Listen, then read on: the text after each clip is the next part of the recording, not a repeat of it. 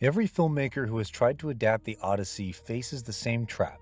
The monsters are unforgettable, but they are not the point. In 1954, Mario Camerini introduced Ulysses not as the victorious conqueror of Troy, but as a broken man washed ashore without his memory, his identity, or even his own name. And the film nearly did not get made that way at all. The first director announced was G.W. Pabst. Pabst was known for his psychologically searching European films, suggesting that Ulysses may have once been headed towards a darker interpretation, but Pabst left. Mario Camerini made the finished picture. Camerini understood stars, romance, movement, humor, and popular entertainment. His defining decision was amnesia. He introduced Ulysses not as the conqueror of Troy, but as a broken man washed onto a strange shore. He does not know where he is. Worse, he does not know who he is. That does not come from Homer. It was the film's boldest invention. The poem asks whether Ulysses can survive long enough to reach home. Camerini asks something more unsettling. What if the journey has changed him so completely that home no longer knows who has returned? Then the film adds another remarkable idea. Silvia Mangano plays both Penelope, the wife Ulysses is struggling to reach, and Circe, the enchantress inviting him to stop trying.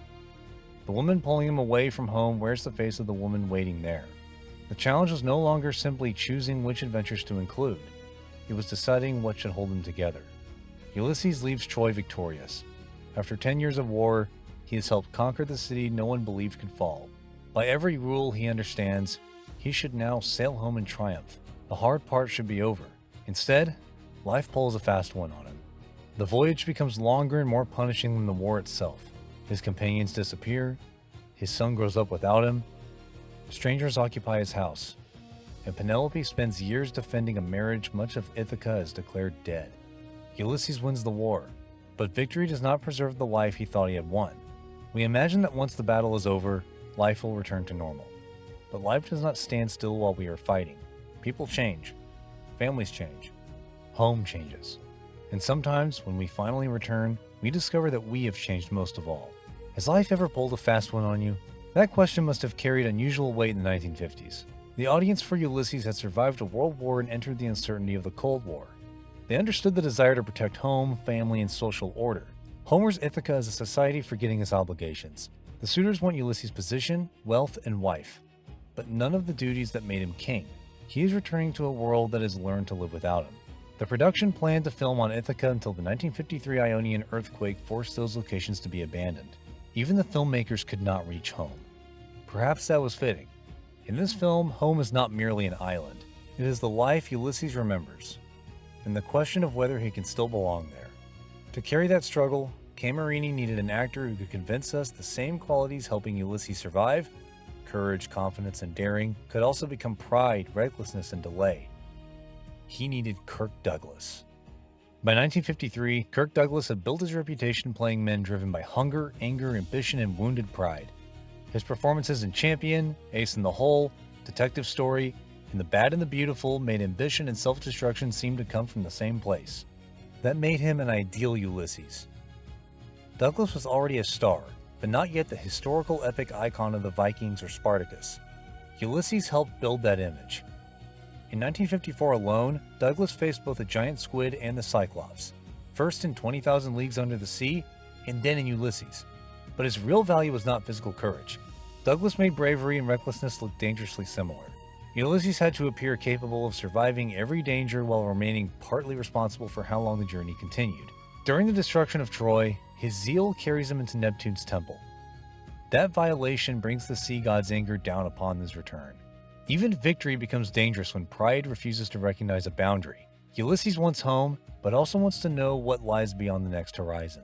He loves Penelope, but remains vulnerable to admiration, comfort, and desire. He can deceive almost anyone, yet often struggles to recognize the excuses he makes for himself. Mangano's double role gives that conflict a face. Penelope represents the difficult life Ulysses must reclaim. Circe offers beauty, admiration, safety, and freedom from responsibility. She represents the temptation to stop returning. Antinous represents the danger waiting if Ulysses does return. As the most aggressive of the suitors occupying the palace, he has used Ulysses' absence to claim power for himself. Bringing those conflicts to life was difficult behind the scenes. Members of the multinational cast sometimes performed the same scene in different languages, yet every pause, glance, and reaction still had to connect. Douglas and Anthony Quinn later dubbed their own English dialogue. The screenplay faced a similar challenge. 7 writers received credit, while another documented contributor went uncredited. Many voices had to become one clear journey, and that journey had to lead somewhere beyond adventure. At Troy, victory means conquest.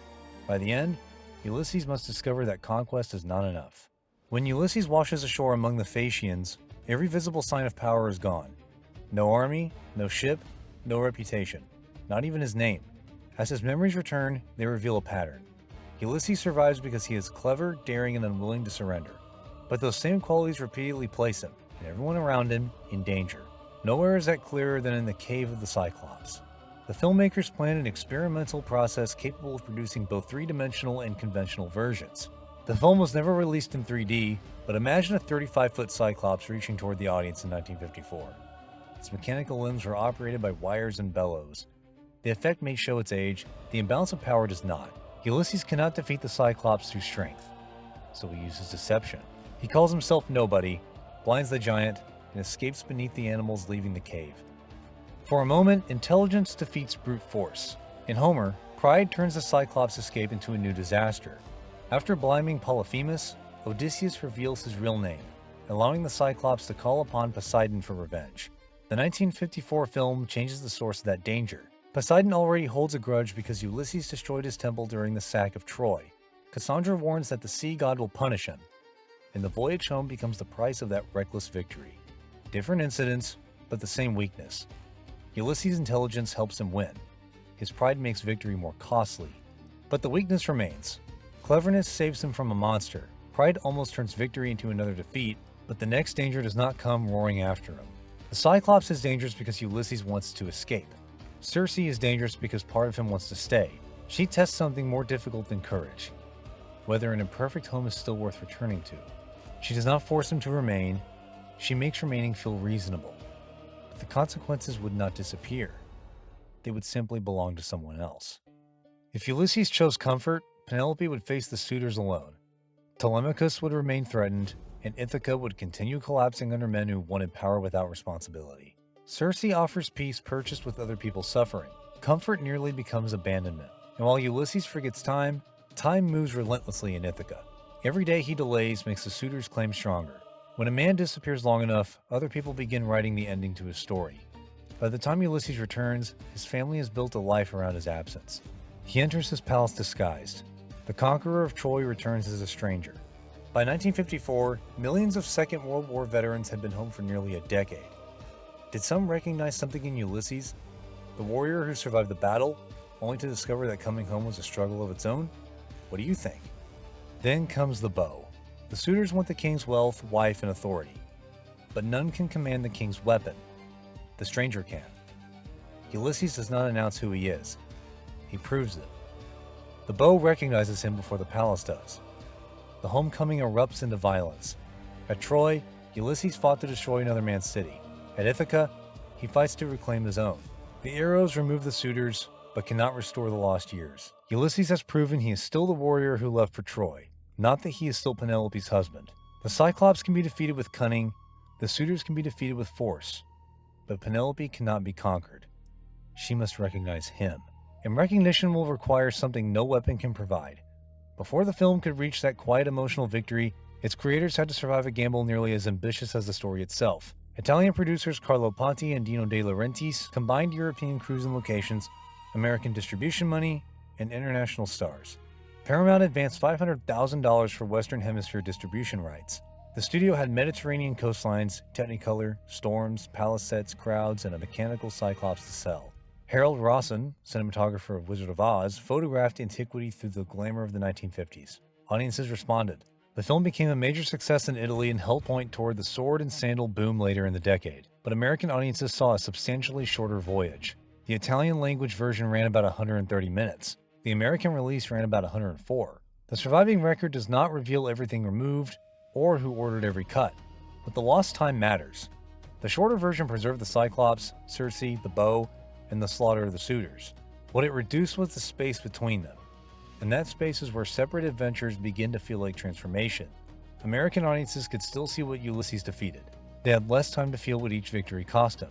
Part of the voyage had been removed, while the destinations remained. Even shortened, Ulysses proved that European producers could combine American financing, Hollywood stars, mythology, and practical spectacle for an international audience. It also came at a turning point in Douglas's career, before Lust for Life, Paths of Glory, The Vikings, and Spartacus. Ulysses proved his intensity could command an ancient world. But no adaptation can contain everything Homer placed inside that world. The original poem gives us a hero saved by intelligence and endangered by pride. Amid temptation, violence, marriage, memory, and the restoration of home. Every generation chooses which threads to pull forward. The 1954 film emphasizes remembering, recognition, and choosing an imperfect life over a painless substitute. More than 70 years later, Christopher Nolan's version places greater weight on guilt, moral responsibility, and what a warrior carries home after battle. Different eras, different anxieties, the same ancient questions. What does victory cost? Can a warrior return without bringing the war home inside him? And after absence has changed everyone, what does it mean to belong? Camerini's answer arrives through Penelope. The bow proves Ulysses can defeat his enemies. It does not prove he can recover his marriage. Penelope had spent years resisting everyone who tells her to stop believing. Ulysses has spent years resisting everything that invites him to stop returning. Now they stand together with no enemy left to defeat, only time, absence, and grief. At Troy, victory meant conquest. In the cave, survival. In the palace, restored power. But with Penelope, victory means recognition. Not recognition of the king, recognition of the man. Only memory, trust, and the willingness to begin again can carry him home. After everything the journey has taken from him, Ulysses still chooses the imperfect life waiting on the other side, and Penelope chooses to recognize him there. So what is Ulysses in the end? Not the complete Odyssey, no film could be. Every generation rebuilds the story around the question it most needs to ask. Homer warns that pride can turn victory into defeat. The 1954 film asks whether a lost man can remember home. The newest asks what a warrior carries back from war. Different versions, the same struggle. What does victory cost? When does comfort become abandonment? And after life has changed everyone involved, what does it mean to belong again? Kirk Douglas does not play Ulysses as a marble statue. He is intelligent, hungry, proud, impulsive, dangerous, and painfully alive. Ulysses chooses the difficult reality of home, and Penelope chooses the man who has returned. The monsters in our idea of heroism may change, the longing to come home does not.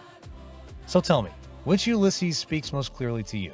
The hero endangered by pride, the lost man struggling to remember home, or the warrior confronting the cost of what he has done? Tell me in the comments. And if you want to see more stories like this, the ones Hollywood never put on the poster, you know where to find them.